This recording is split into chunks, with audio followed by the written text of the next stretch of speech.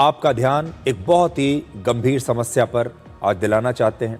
आज एक बहुत ही चिंताजनक घटना देश की राजधानी दिल्ली में हुई है। फ्रांस के एक बड़े मशहूर फिलोसोफर रहे हैं जिनका नाम है वोल्टेयर। उनका एक मशहूर कोट है, पहले मैं अंग्रेजी में पढ़ता हूं। I would rather be ruled by one lion than by 100 rats. मतलब, मैं एक शेर के शासन में रहना ज्यादा पसंद करूंगा बजाय 100 चूहों के शासन में। उन्होंने 18वीं सदी में इस कोट को लिखा था, जब यूरोप के सभी देशों में लोकतंत्र के लिए आंदोलन चल रहे थे और लोग लोकतंत्र की मांग कर रहे थे। और ये जो उन्होंने लिखा है, इसके जरिए वोल्टेयर लोकतंत्र से होने वाले नुकसान की तरफ दुनिया का ध्यान खींचना चाहते थे। उस समय उन्हें डर था कि लोकतंत्र में कई लोग अपने निजी स्वार्थ और अज्ञानता की वजह से सही फैसले नहीं लेंगे, और हमने उसकी एक झलक आज भारत की राजधानी दिल्ली के एआई इंपैक्ट समिट में देखी। लोकतंत्र में आपको बहुत सारे अधिकार मिलते हैं, लेकिन लोकतंत्र में उसके साथ साथ आपको जिम्मेदारियां भी मिलती हैं, आपको अपने कर्तव्य भी निभाने होते हैं। लोकतंत्र का मतलब सिर्फ अधिकार नहीं है, कर्तव्य भी है।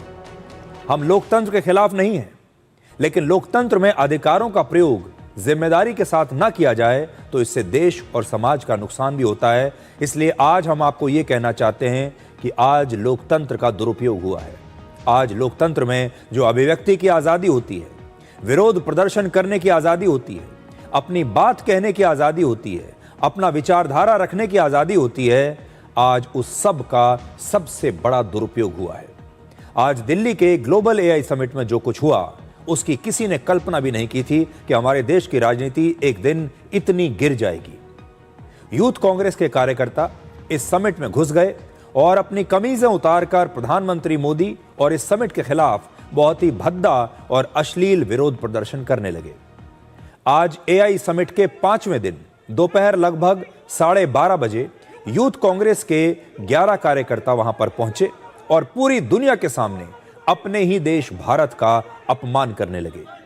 कल तक हमारे देश के लोग गलगोटिया यूनिवर्सिटी को भारत की बदनामी कराने का दोष दे रहे थे, लेकिन आज यूथ कांग्रेस के इन कार्यकर्ताओं ने गलगोटिया वालों को मीलों पीछे छोड़ दिया। सबसे पहले आप ये तस्वीर देखिए कि इस एआई इंपैक्ट समिट में आज ये जब कार्यकर्ता पहुंचे तो उन्होंने कितना उत्पात मचाया और हर घड़ी, हर मिनट भारत का कितना बड़ा अपमान इन्होंने किया।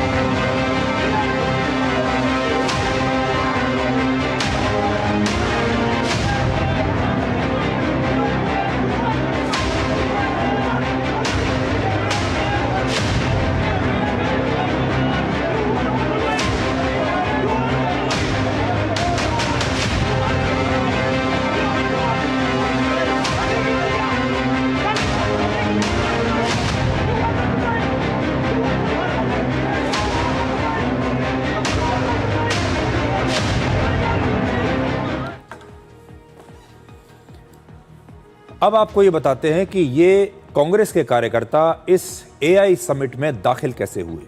उन्होंने इस समिट में प्रवेश करने के लिए आम लोगों की तरह सबसे पहले अपना रजिस्ट्रेशन करवाया जिससे इनकी एंट्री हो सके। फिर रजिस्ट्रेशन के बाद मिलने वाले क्यूआर कोड के जरिए उन्होंने इस समिट में एंट्री ले ली। कांग्रेस कार्यकर्ताओं ने ऐसी टी शर्ट्स पहनी हुई थी जिन पर आपत्तिजनक नारे लिखे थे।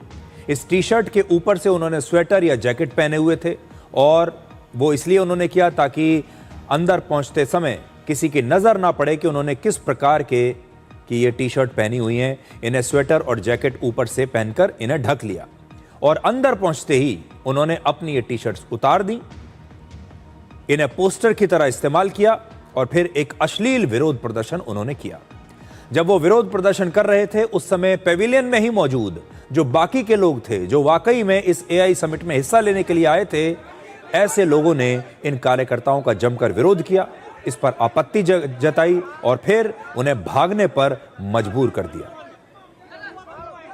ये ऐसे प्रोटेस्ट करना या नारेबाजी करना और ये प्लेटफॉर्म पे ये शोभा भी नहीं देता और ये उस लिए है भी नहीं है। सो मुझे लग रहा है कि आपने इस प्लेटफॉर्म की गरिमा को समझना चाहिए, ना कि प्रोटेस्ट करना चाहिए। जो प्रोग्राम हो रहा है वहाँ पे आके डिस्ट्रैक्शन करना, डिसरप्शन करना एंड ये एक पोजीशनिंग करना जिससे कि आप पॉलिटिक्स मिक्स कर रहे हो जो एक बड़े प्रोग्राम है, and I think that is something very unfortunate.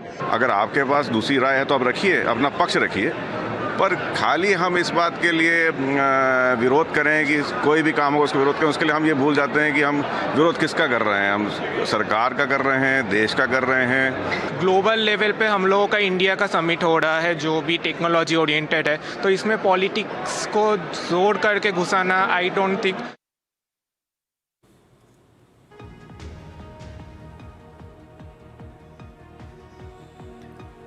विरोध प्रदर्शन करने वाले कांग्रेस के सामान्य कार्यकर्ता नहीं हैं। इनमें से कई अलग अलग राज्यों में यूथ कांग्रेस के प्रभारी हैं और कई पार्टी में महत्वपूर्ण पदों पर हैं। ये कोई जूनियर कार्यकर्ता नहीं है जो यहां खुलेआम इस एआई समिट में इस प्रकार से काफी देर तक ऐसा विरोध प्रदर्शन करते रहे। दिल्ली पुलिस ने कांग्रेस के 4 कार्यकर्ताओं को गिरफ्तार कर लिया है और बाकी के लोगों को पकड़ने के लिए इस समय छापेमारी चल रही है। 15 से ज्यादा वीडियो क्लिप्स के आधार पर प्रदर्शनकारियों की पहचान की जा रही है और पुलिस इस मामले में किसी बड़ी साजिश की जांच भी कर रही है। पुलिस को यह भी शक है कि हो सकता है कि इसके पीछे कोई बहुत बड़ी साजिश हो।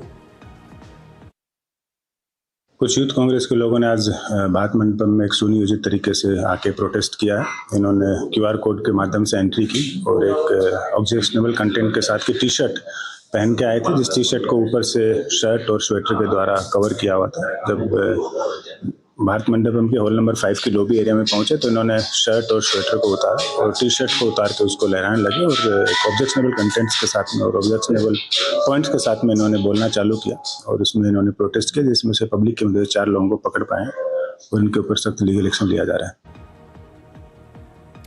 इस घटना से ठीक 24 घंटे पहले दुनिया के बड़े बड़े देशों के राष्ट्राध्यक्ष और दुनिया की बड़ी बड़ी टेक कंपनियों के सीईओज इसी स्थान पर खड़े होकर भारत की तारीफ कर रहे थे, भारत की प्रशंसा कर रहे थे, भारत के साथ काम करने की कसमें खा रहे थे। और आज इसी जगह पर, इसी वेन्यू पर, इसी भारत में रहने वाले लोगों ने दुनिया के सामने भारत को शर्मसार कर दिया। यह तो अच्छा हुआ कि इस दौरान किसी भी देश का कोई राष्ट्राध्यक्ष या किसी बड़ी अंतर्राष्ट्रीय टेक कंपनी के जो सीईओज थे वो वहां पर नहीं थे। कल्पना कीजिए अगर ऐसा होता तो भारत किसी को मुंह दिखाने के लायक न रहता। कल तक जो लोग भारत का अपमान करने के लिए गलगोटिया यूनिवर्सिटी को दोष दे रहे थे, क्या आज वही लोग उन्हीं कड़े शब्दों में राहुल गांधी और कांग्रेस पार्टी की आलोचना करेंगे? आज हमारा सवाल यह है, क्या इन लोगों ने पूरी दुनिया में भारत की बदनामी नहीं कराई? इन्होंने तो गलगोटिया वालों को बहुत पीछे छोड़ दिया। सबसे हैरानी की बात यह है कि इन कार्यकर्ताओं के इस देश विरोधी रवैये के बावजूद कांग्रेस पार्टी के नेता इनका समर्थन कर रहे हैं, इनकी कोई आलोचना नहीं कर रहे, लगातार इनके पक्ष में बयान दे रहे हैं और सोशल मीडिया पर भी इनकी इस हरकत को जायज ठहरा रहे हैं और इन लोगों को कह रहे हैं कि ये तो भारत के युवा हैं, ये यूथ हैं, इन्हें जेन जी कहकर बताया जा रहा है और कहा जा रहा है कि ये जेन जी का गुस्सा है। आप भी सुनिए। ये प्रोटेस्ट कहां करना चाहिए जनाब? किसी की बेसमेंट में जाकर प्रोटेस्ट करें। प्रोटेस्ट वहीं होता है जहां लोगों को दिखता है, प्रोटेस्ट वहीं होता है जहां मीडिया के कैमरा होते हैं। प्रोटेस्ट और कहां होगा? संसद में हम बोले तो leader of opposition Rahul Gandhi देश के लिए सबसे बड़ा खतरा है। 25 सांसदों को आप बाहर कर देते हैं। हम सड़क पर आए तो हम राष्ट्र विरोधी हैं। हम कहां बोले? बीजेपी युवा मोर्चा ने कांग्रेस कार्यकर्ताओं के इस हरकत के विरोध में आज राहुल गांधी के घर के बाहर दिल्ली में विरोध प्रदर्शन किया है और बीजेपी ने आरोप लगाया है कि इस एआई समिट में विरोध प्रदर्शन की जो योजना है ये और कहीं नहीं बल्कि खुद राहुल गांधी के घर पर बनाई गई थी और अब कांग्रेस पार्टी एक भारत विरोधी पार्टी बन चुकी है। ये कोई सड़क चलते हुए यूथ कांग्रेस के किसी लीडर ने ये प्लानिंग नहीं बनाया। ये राहुल गांधी, सोनिया गांधी और प्रियंका वाड्रा की मौजूदगी में राहुल जी के निवास स्थान पे ये प्लानिंग किया गया था, ये प्रयोग है, ये संयोग नहीं है। जब भी गांधी वाड्रा परिवार को मिर्ची लगती है और वो इस तरीके से भारत का अपमान करने के लिए अपने राजनीतिक स्वार्थ के लिए ये कृत्य करते हैं। राहुल गांधी और कांग्रेस पार्टी और गांधी वाड्रा परिवार को देश के युवा और देश से माफी मांगनी चाहिए। ये कांग्रेस का एंटी इंडिया मुख है। ये दर्शाता है कि अब कांग्रेस एक प्रकार से भारत विरोधी ताकत के रूप में अपने आप को पेश कर रही है। आज की यह घटना बहुत ही ज्यादा चिंताजनक है, इसे हल्के में मत लीजिएगा। यह सिर्फ एक राजनीतिक विरोध प्रदर्शन नहीं है, बल्कि उस खतरनाक राजनीति का प्रतीक है जहां पर विपक्षी नेता सरकार की सफलता को देखकर इतने कुंठित और क्रोधित हो जाते हैं कि वो सरकार का विरोध करते करते अपने ही देश का विरोध करने लगते हैं। वो देश की जीत को सरकार की जीत समझने लगते हैं, देश की हार को सरकार की हार समझते हैं और फिर ये कामना करने लगते हैं कि ये देश हार जाए। इसलिए हार जाए क्योंकि वो सरकार पर हमला कर सके, क्योंकि वो प्रधानमंत्री पर हमला करना चाहते हैं। इसलिए ये कामना करने लगते हैं कि ये देश जो भी काम करे, जिस भी युद्ध में लड़ने जाए तो युद्ध हार जाए। अगर यहां पर कोविड जैसी महामारी हो तो कोविड जैसी महामारी से हम हार जाएं। अगर यहां पर AI समिट हो रहा है, दुनिया भर से लोग आ रहे हैं, भारत में पैसा लगा रहे हैं, तो ये किसी तरीके से रुक जाए। ये राजनीति अब आ गई है। कांग्रेस अब बीजेपी का विरोध करते करते भारत का ही विरोध करने लगी है और अब राहुल गांधी जैसे नेता प्रधानमंत्री मोदी को नीचा दिखाने के लिए किसी भी कीमत पर कुछ भी कर सकते हैं। आपको याद होगा, हाल ही में संसदीय कार्य मंत्री किरण रिजिजू ने राहुल गांधी को देश की सुरक्षा के लिए एक बड़ा खतरा बताया था। क्यों कही थी उन्होंने ये बात? इसीलिए कही थी क्योंकि उनकी जो सोच है वो देश विरोधी सोच हो चुकी है। वो एक बार भी ये नहीं सोचते कि वो जो फैसले ले रहे हैं, अपने कार्यकर्ताओं से, अपने नेताओं से जो काम करवा रहे हैं, अपने सांसदों को जो आदेश वो दे रहे हैं, उससे भारत का कितना नुकसान होगा। भारत अगर दुश्मन देश से लड़ेगा तो विपक्ष भारत का नहीं, दुश्मन देश का साथ देगा। देश जब कोविड से लड़ेगा तो ऐसी विपदा में भी विपक्ष भारत का साथ नहीं देगा।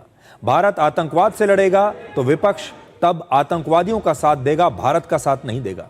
राहुल गांधी को आज हम ये कहना चाहेंगे कि वो भारत को कमजोर करने की बजाय या भारत को बदनाम करने के बजाय लोकतांत्रिक तरीके से और साफ सुथरे तरीके से चुनाव जीतने पर ध्यान लगाएं। अगर उन्हें चुनाव जीतना ही है, अगर वो चाहते हैं कि वो चुनाव जीतें, वो एक दिन सत्ता में आ जाएं, तो इसके लिए उन्हें लोकतांत्रिक तरीके अपनाने पड़ेंगे। और ये जो तरीके वो अपना रहे हैं, जो कुछ आज हुआ है, ये लोकतांत्रिक तरीके नहीं हैं।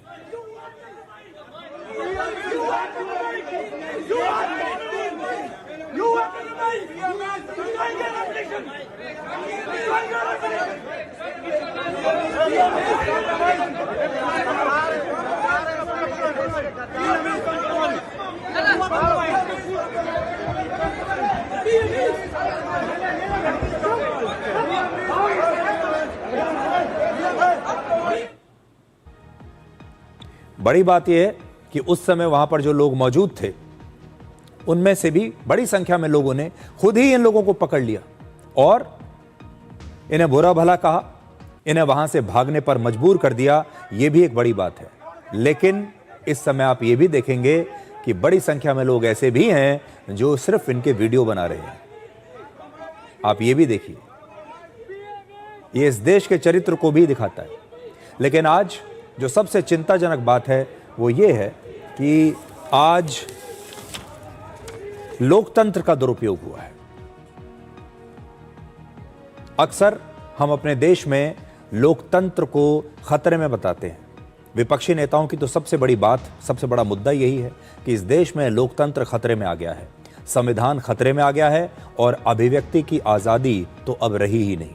और आज इन तीनों पॉइंट्स को आप इन तस्वीरों के जरिए समझने की कोशिश कीजिए। मैं फिर आपको साथ में ये तस्वीरें दिखाता हूं, अब एक एक करके देखिए। आपने इससे पहले दुनिया के किस देश में ऐसा लोकतंत्र देखा है जहां पर कोई ग्लोबल एआई समिट चल रहा हो और वहां कुछ गुंडे नुमा कार्यकर्ता वहां पहुंच जाएं और अपने ही देश और अपने ही प्रधानमंत्री के खिलाफ इस प्रकार नारेबाजी करने लगें। ऐसा दुनिया में आपने कौन सा लोकतंत्र देखा है भारत के अलावा? ये और किसी देश में संभव ही नहीं था।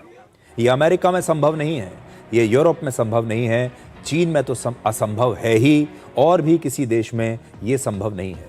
सिर्फ हमारे देश में लोकतंत्र के नाम पर इतनी ज्यादा आजादी मिली हुई है कि लोग यहां तक, इस कदर तक पहुंच जाते हैं।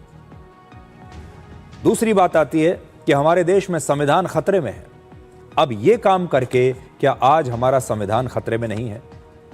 और तीसरी बात यह आती है कि अभिव्यक्ति की आजादी कम हो रही है, मीडिया की आजादी कम हो रही है। आज आप देखिए, इससे ज्यादा अभिव्यक्ति की आजादी आपको इस देश में और कहां मिलेगी? आपने इससे बड़ी अभिव्यक्ति की आजादी का दुरुपयोग कभी अपने जीवन में देखा है? और यह अभिव्यक्ति की आजादी का दुरुपयोग है, लोकतंत्र का दुरुपयोग है। लोकतंत्र लोगों को जो आजादी देता है, विरोध करने की आजादी, अपनी राय प्रकट करने की आजादी, अभिव्यक्ति की आजादी, उन सारी आजादियों का यह सबसे बड़ा दुरुपयोग है। और इसीलिए शुरुआत में मैंने आपसे कहा था कि दुनिया भर में जब लोकतंत्र की बहाली की मांग चल रही थी, और उस समय भी जो कुछ लोग थे जो लिख रहे थे कि एक शेर के शासन में रहना ज़्यादा बेहतर है बजाय इसके कि 100 चूहों के शासन में रहा जाए। और 100 चूहों का शासन तब आता है जब भारत जैसे देश में गठबंधन की सरकारें कई बार बन जाती हैं, जब गैर जिम्मेदार पार्टियों की सरकारें वहाँ पर बन जाती हैं, और उसके बाद लोग लोकतंत्र का दुरुपयोग करने लगते हैं, जैसा कि आज हुआ है। अब बड़ी बात यह है, ये सरकार को सोचना होगा, इस देश के लोगों को सोचना होगा कि हम कब तक लोकतंत्र का ऐसे ही दुरुपयोग सहते रहेंगे। इस देश की सारी जनता ये नहीं सोचती जैसे ये 11-12 लोग सोच रहे हैं।